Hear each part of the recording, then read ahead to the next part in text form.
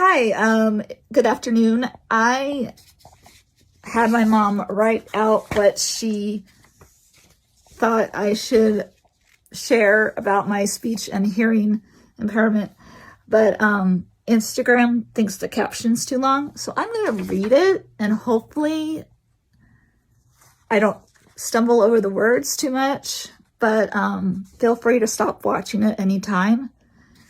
But I wanted her to write something because it's, for me, one of the things that has had a real impact on my life is the hearing and speech. Hearing more so now than the speech, because obviously I have no problem talking whatsoever, as you've discovered. So this is what my mom, Janet, wrote. When Emily was born, I overheard a nurse tell someone in the hospital nursery, "This one's cry isn't right." She saw me, looked at me embarrassed, and put Em back in her bassinet. That high-pitched nasal cry today would be seen as a possible symptom of 22q. At age 2 years old, when she had a few words and phrases, we took Em to an ENT who said he was sure she didn't have a hearing loss. Where did he go to school? But she did have a small ear canals and a wax problem. He said she might benefit from language therapy. At this point, we took Emily to a speech and language therapist, and she started twice weekly therapy. The therapist suggested we enroll her in preschool in the 3-year-old class because they were taking more than the 2-year-olds,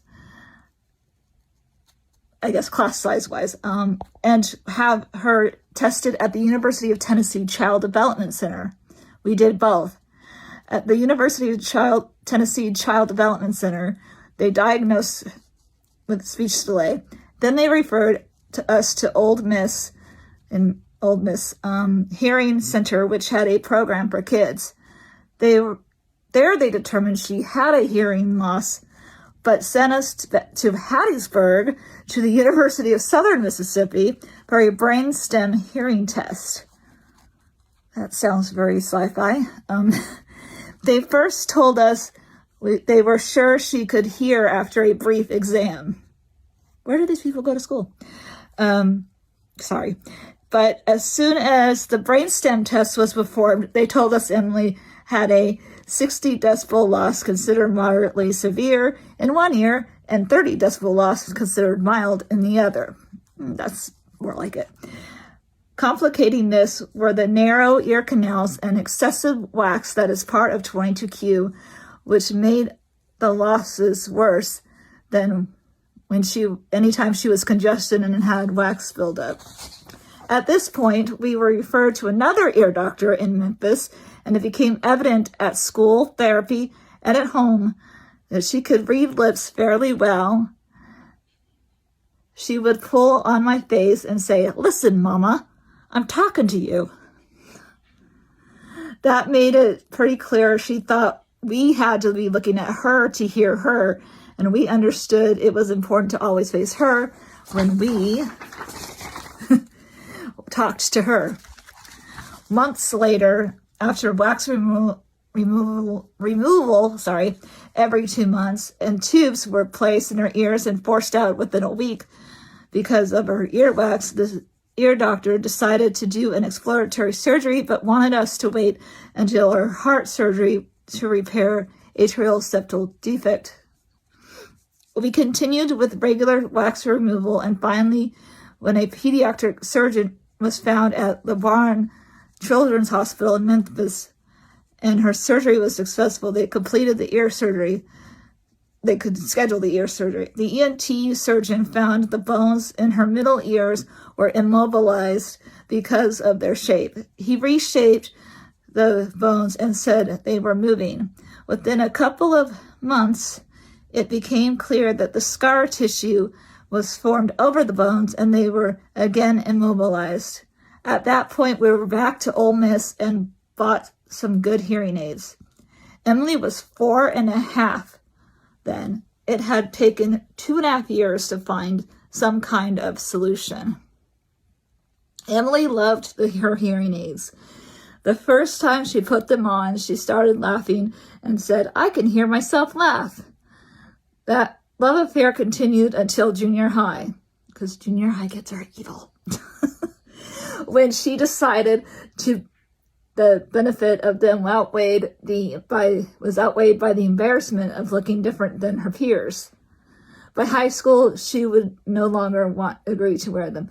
What's interesting is I was teased about a lot of things in elementary school, but my hearing aids weren't one of them. Not until junior high, proving that junior high kids are